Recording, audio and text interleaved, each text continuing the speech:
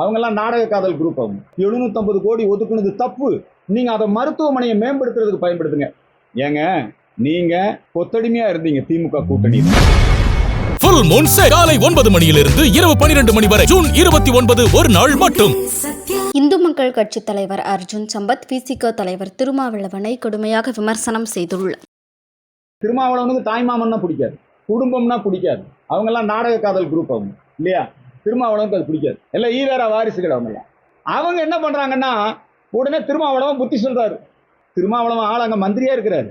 ஆனாலும் கூட்டணி கட்சியிலே இருந்தாலும் அவர் புத்தி சொல்றாரு. தாய்மாமன் சீருக்காக 750 கோடி ஒதுக்குனது தப்பு. நீங்க அதை மருத்துவமனையை மேம்படுத்துறதுக்கு பயன்படுத்துங்க.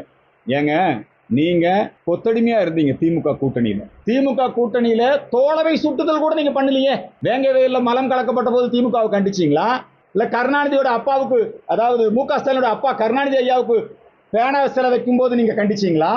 அதே மாதிரிதான் அப்பா பேர்ல பல திட்டங்கள் துவக்கப்பட்டது. இது தாய்மாமன் பேர்ல வர்றதுனால உங்களுக்கு இது பிடிக்கல.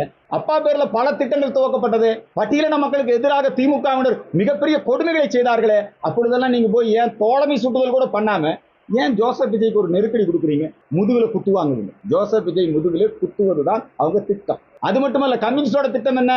எப்படியாவது ஜோசப் விஜய் அரசாங்கத்தை பயன்படுத்தி மத்திய அரசாங்கத்தோட மோத விட்டு அதுல குளிர்காயலான்னு பாக்குறான். கம்யூனிஸ்ட்ங்கிறது ஒரு செத்த தத்துவமாய் போச்சு. இந்தியாவில செத்து போன கட்சி கம்யூனிஸ்ட் எங்கேயும் கிடையாது. அந்த கம்யூனிஸ்ட் கட்சிக்கு இங்க எங்க ஊர் வெங்கடேசன் இருந்துகிட்டு திருப்பரங்குன்றத்துல தீபம் ஏற்றக்கூடாது, மத நல்லிணக்கம் பாதிச்சிடும். ஜோசப் விஜய் செய்திகளை உள்ளது உள்ளபடி தெரிந்து கொள்ள ரெஃப்ளெக்ட் நியூஸை சப்ஸ்கிரைப் பண்ணுங்க.